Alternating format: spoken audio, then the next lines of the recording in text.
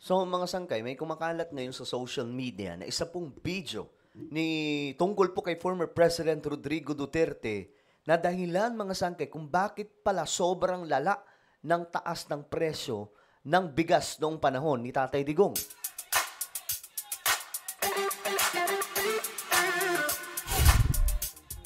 Hello, what's up mga sangkay? This is me, I'm back. So, pag-uusapan po natin ito mga sangkay. Ito ay hindi, kumbaga, hindi naman po ito para batikusin, no?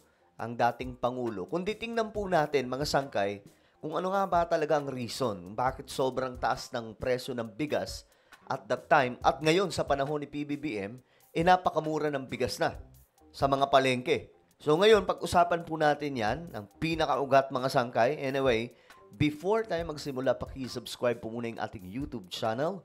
Road to 2 million subscribers. Officially, tayo ngayon. Congratulations po sa ating lahat dahil 1.5 million subscribers na po tayo. Sa mga hindi pa po dyan, nakakapag-subscribe at gusto nyong mapabilang sa dumaraming mga solid sangkay, makikita nyo po yung subscribe button.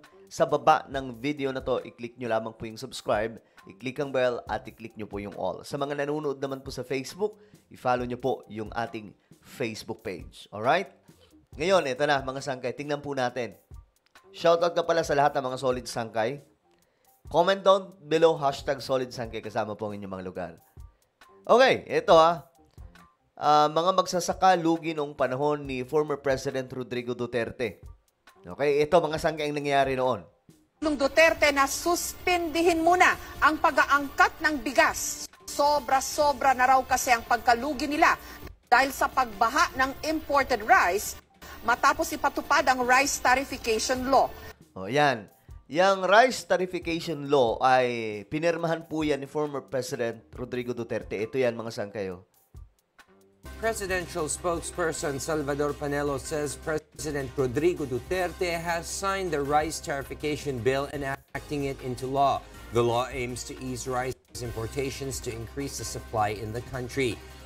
Alam nyo, sinubukan naman po mga sangkay ni former President Rodrigo Duterte na pababain talaga yung presyo ng bigas at padamihin ang supply ng bigas sa bansa. Kaya nga lang mga sangkay, iba pa rin po talaga pag eksperto, no? Kita mo si PBBM, ang ginawa po niya mga sangkay, nagpatayo po siya ng mga rice processing system sa buong Pilipinas. Kaya, kumbaga dito natin nakita mga sangkay kung sino talaga yung expert pagdating po sa agriculture. O, tingnan po natin.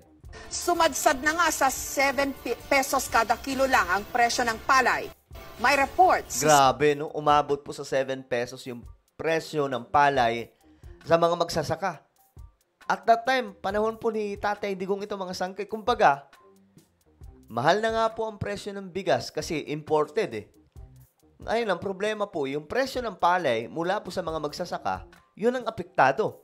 Kasi binibili po ng mga negosyante ng 7 pesos per kilo. What? Diyos mio, Marimar. Napakamura at that time, luging-lugi. Ngayon, panahon po ni PBBM, umaabot pa po ng 30 pesos, kung di po ako nagkakamali, per kilo ang kanilang palay na ginagawa pong bigas. So, hindi po sila nalulugi ngayon mga sangkay. 24 pesos above yung presyo ng palay ngayon mga sangkay sa mga magsasaka na binibili po mismo ng gobyerno natin. Sandra Aguinaldo. Naturingan sila mga magsasaka pero namimiligro raw magutom ang kanilang mga pamilya kung magpapatuloy ang mababang presyo ng palay ngayong panahon ng anihan. Grabe, sa briefing ng House Committee on... Ito nung panahon po ito ni Tatay Digong mga sangkay, binabalikan lang po natin kasi gusto ko pong makita ninyo kung ano ang nagbago simula ng noon at panahon natin ngayon. Kasi sabi ko nga, ito yung pinakamagaan na buhay ng mga Pilipino sa panahon po ni PBBM. Kasi nga, mura ang presyo ng bigas. Agriculture, sinabi ng ilang magsasaka mula Nueva Ecija na sumadsad sa hanggang 7 piso kada kilo ang presyo ng palay. Grabe, no? Grabe, sobrang mura nun. Ang kanilang sinisisi ang pagbaha ng imported rice matapos ipatupad ang Rice Tarification Law. Totoong nagaganap po sa kanayunan po yung presyong 7. Ito po yung kadahilanan. Kapag po ang mga buying station, dahil di naman po kayo talaga nakapamimili eh. Pag po yung buying station ay pumatak na ang ulan, ang gagawin na po nila, i-stop buying nila. Ang i-presyo na lang nila, hindi kami makapamili, walang bilaran. 7. Yung pong batas na pinaiiral po ngayon, yung rice liberalization o yung rice tarification, yan po ang sanhi ng pagbagsak ng palay ng mga magsasaka o yung produktong agricultural at pagkawasak ng aming mga lupain. Grabe, no? Grabe. Yan po ang nangyari noon, mga sangkay. Panahon po yan ni former President Rodrigo Duterte. Gusto ko lang maintindihan po ninyong lahat, mga sangkay, kasi malayo na po ang narating ng panahon natin ngayon pagdating po sa pagsasaka. Yung mga magsasaka ngayon, saganang-sagana.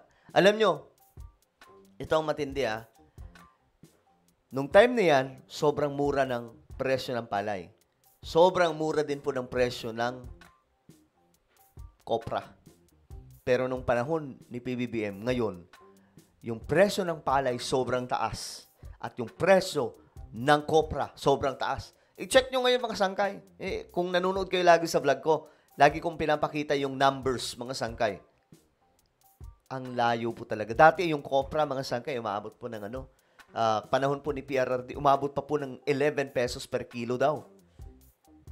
Diyos mio, Marimar, ang baba nun. Hanggang sa umabot ng 14 pesos. Actually, sinubukan din po nila PRRD. Pataasin po yung presyo ng kopra at palay. Pero hindi po talaga. Hindi nila nagawa. Pagdating po ni PBBM, dito po naayos ang lahat. Yung kopra ngayon, magkano na? Umaabot pa po ng 80 plus per kilo. Yung palay, mga sangkay, umaabot din daw po ng 30 pesos per kilo. From 24. Ganyan na po kalayo, mga sangkay, yung narating ng agrikultura natin. Kasi matalino po yung presidente natin.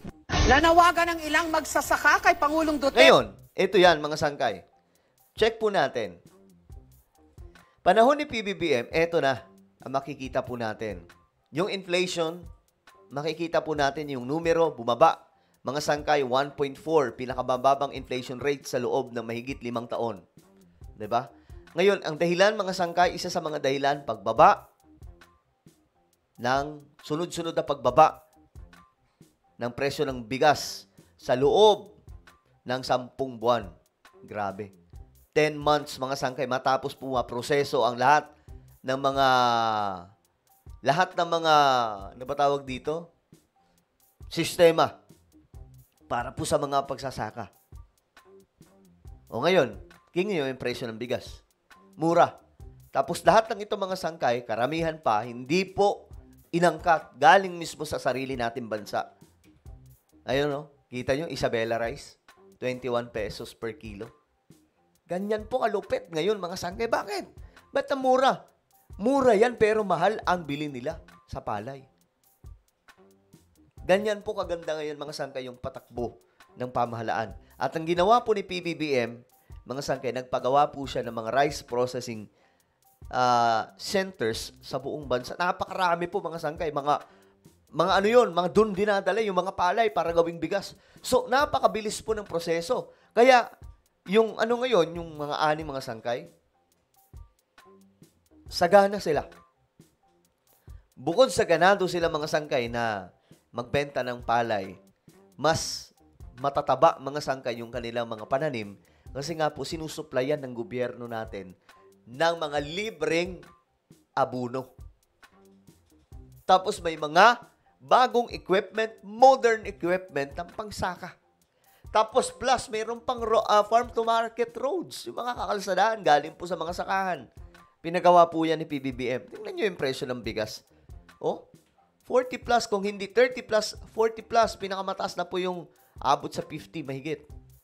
Ayan may 37, may 21, 35. Sa mga palengke yan hindi po yan yung tipong program ni PBBM na may tig 20 pesos partida may tig 20 pesos na programa pa.